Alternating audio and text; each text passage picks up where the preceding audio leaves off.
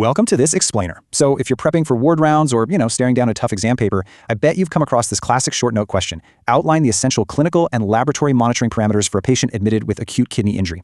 Getting top marks on this 5-marker, it absolutely requires a perfectly balanced, structured approach. Today, we're going to break down exactly how to monitor an AKI patient, literally from the moment you stand at their bedside to the second you review their lab results. We're building a framework that's easy to remember and absolutely comprehensive. All right, let's look at our agenda for today. We've got 1. Introduction to AKI monitoring. 2. Essential clinical monitoring. 3. Blood laboratory parameters.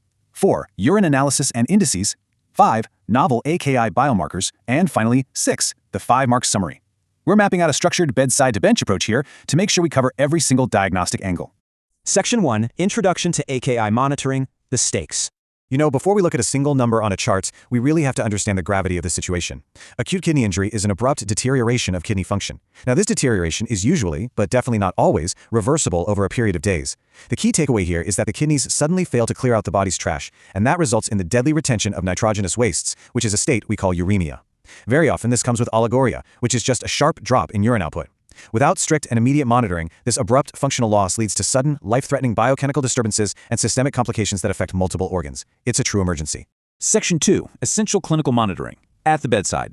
All right, moving right up to the patient's bedside, our physical exam priorities are kind of split into two extremes. When a patient has AKI, their fluid balance is severely compromised. We have to actively examine them for signs of volume depletion. We're talking about checking for reduced skin turgor, dry mucous membranes, or postural hypotension.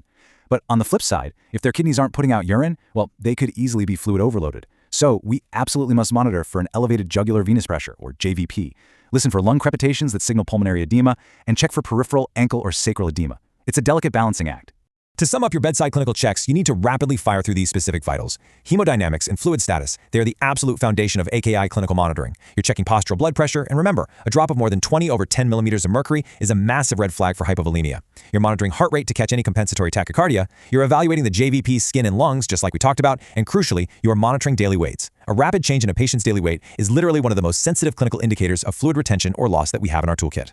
And this brings us to strict urine output monitoring, which is an absolutely essential clinical parameter because it directly dictates our KDIGO criteria, that's kidney disease improving global outcomes. We use these metrics to stage the actual severity of the injury. Notice that it's not just about blood tests, right? Staging heavily relies on hourly urine tracking. If a patient's urine output drops below 0.5 milliliters per kilogram per hour for 6 to 12 hours, boom, they hit stage 1. If that persists for over 12 hours, it's stage 2. Tracking a strict fluid input-output chart at the bedside is completely non-negotiable.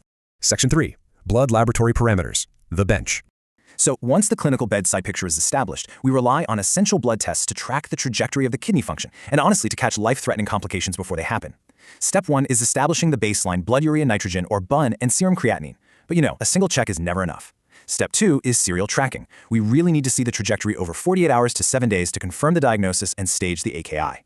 Then, step 3 is calculating the BUN to creatinine ratio. Because urea has a reabsorptive component in the nephron, but creatinine doesn't, a highly elevated ratio, typically above 20, points us straight toward a prerenal cause, like severe dehydration or heart failure, where the kidneys are just desperately holding on to everything they can.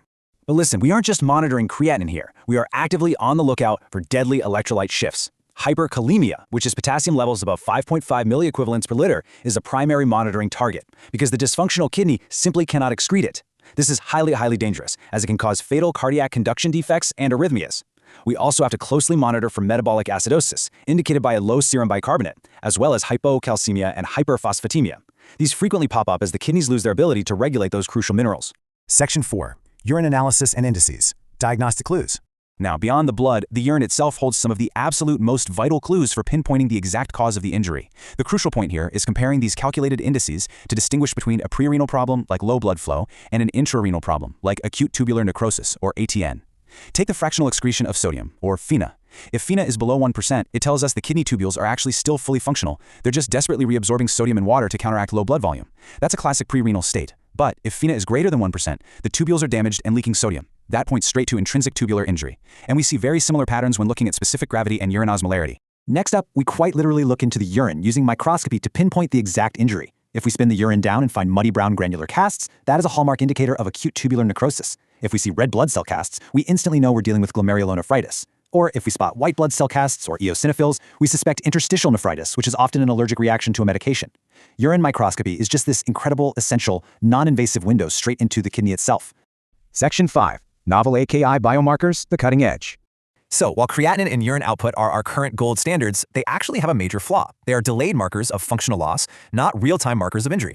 Because serum creatinine can lag behind actual tissue injury by hours or even days, science has developed some incredible novel biomarkers. Proteins like KIM1 and NGAL are highly upregulated and released into the blood and urine almost immediately after ischemic or toxic damage to the proximal tubules. Furthermore, cell cycle arrest markers like IGFP7 and TIMP2 have been FDA approved to predict the development of moderate to severe AKI in critically ill patients way before standard lab values even budge. This is a much faster, cutting-edge way to monitor our high-risk patients. Section 6, the 5-mark summary, securing the grade. Okay, to secure those top marks on your short note question, you really need to balance these two domains. Over on the bedside clinical side, strictly chart hourly urine output to stage the injury, track postural vitals to catch hypovolemia, assess physical fluid status via JVP and tissue turgor, and palpate the bladder to rule out a postrenal obstruction. Then, on the laboratory bench side, track serial BUN and creatinine for trajectory, relentlessly monitor potassium to prevent those fatal arrhythmias, calculate the FeNA to locate the injury site, and analyze the urine sediment for microscopic clues. If you can balance these two columns, your monitoring plan is going to be flawless. I want to leave you with this provocative thought. Right now, our entire staging system basically waits for the kidney to effectively fail before we call it an injury. If real-time damage markers like NGAL or KIM1 become routine, how will that change the way you examine your patient at the bedside tomorrow morning? Will we intervene before the urine output ever even drops? Thank you so much for joining me on this explainer, and remember, always keep questioning the gold standards.